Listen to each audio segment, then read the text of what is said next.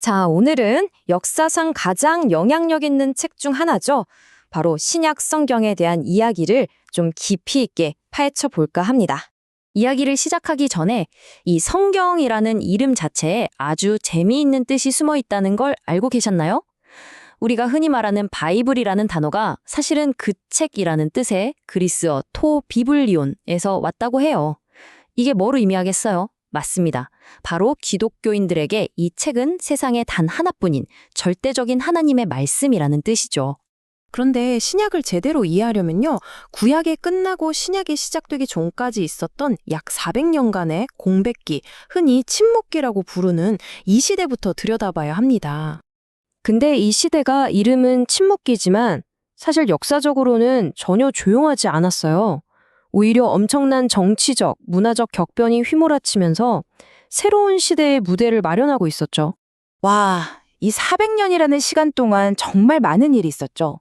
유대 지역이 말 그대로 주인이 계속 바뀐 거예요. 페르시아 제국 아래에 있다가 알렉산더 대왕이 휩쓸고 지나가면서 그리스 문화권이 되고, 또 이집트, 시리아, 그러다 결국에는 강력한 로마의 지배 아래 들어가게 됩니다. 상상해 보세요. 이런 혼란 속에서 사람들의 마음은 어땠을까요?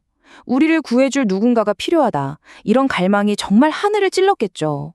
그리고 이 시기에 유대인들이 겪었던 가장 큰 싸움은요, 단순히 정치적인 것만이 아니었어요. 바로 문화 전쟁이었죠. 헬레니즘이라고 불리는 아주 세련되고 매력적인 그리스 문화가 물밀듯이 들어오면서 유대인들의 고유한 전통과 정체성 자체가 뿌리째 흔들리고 있었던 겁니다. 바로 이렇게 혼란하고 불황한 세상 속으로 완전히 새로운 메시지가 도착합니다.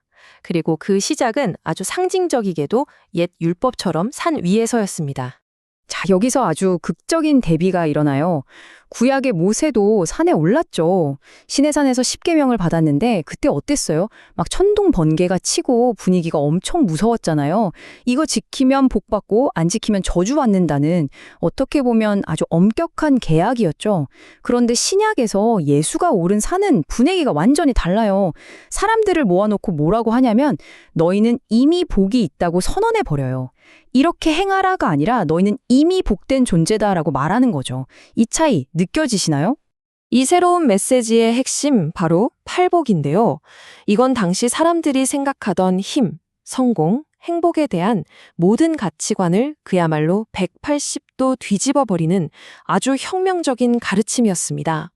그 첫 번째 복부터가 충격적이에요. 힘세고 부유한 사람이 아니라 심령이 가난한 자가 복이 있다고 하니깐요. 여기서 말하는 가난은 뭐 돈이 없다는 뜻이 아니에요.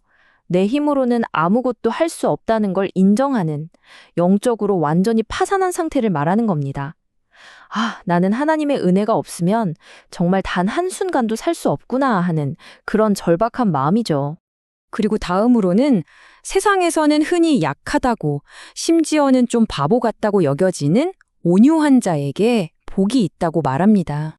근데 성경에서 말하는 온유함은 그냥 힘이 없는 상태가 아니에요. 오히려 잘 훈련된 야생마를 떠올리면 쉬워요. 엄청난 힘을 가졌지만 주인의 뜻에 온전히 순종하는 길들여진 힘. 그게 바로 온유함의 진짜 의미인 거죠. 그러니까 여기서 우리가 꼭 짚고 넘어가야 할 게 있어요. 이 8가지 복이라는 게 자, 이제부터 이렇게 살아봐 하고 던져주는 새로운 숙제 목록이 아니라는 거예요. 이건 사실 예수님 본인이 이 땅에서 어떻게 사셨는지를 보여주는 일종의 자기소개서 같은 겁니다. 그분의 삶을 그대로 압축해 놓은 거죠. 자, 그렇다면 이렇게 세상을 뒤엎는 급진적인 메시지와 예수의 삶에 대한 이야기는 과연 어떻게 수천 년이 지난 지금까지 우리에게 전해질 수 있었을까요? 수많은 기록들 중에서 진짜 하나님의 말씀, 즉 정경을 가려내는 과정이 있었는데요. 초대 교회 지도자들은 크게 4가지 기준을 사용했습니다. 사도가 직접 썼거나 관련이 있는지, 성령의 영감으로 쓰였는지, 다른 성경과 내용이 일치하는지, 그리고 마지막으로 모든 교회가 보편적으로 받아들이고 사용했는지를 꼼꼼하게 따졌죠.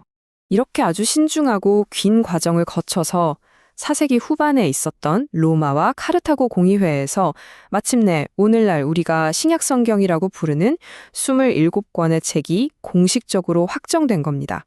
그리고 이 모든 새로운 메시지가 향하는 최종 결론은 이렇게 해라는 새로운 명령이 아니었어요. 바로 너는 이런 존재다 라는 새로운 정체성의 선언이었죠. 팔복에 대한 설명을 마친 예수님이 사람들에게 뭐라고 하셨는지 아세요? 너희는 세상의 소금과 빛이 되어야 한다 라고 명령하지 않으셨다는 점. 이게 정말 중요해요. 그분은 이렇게 선언하십니다. 너희는 이미 세상의 소금이다. 너희는 이미 세상의 빛이다. 네가 이 새로운 나라의 백성이 맞다면 그게 바로 너의 본질이고 정체성이라는 거죠.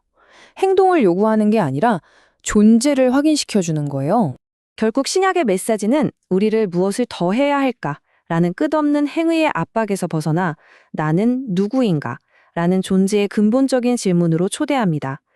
끊임없이 무언가를 성취해야만 가치를 인정받는 오늘날의 세상에서 이 이미 그러한 존재라는 메시지는 우리에게 과연 어떤 의미로 다가오고 있을까요?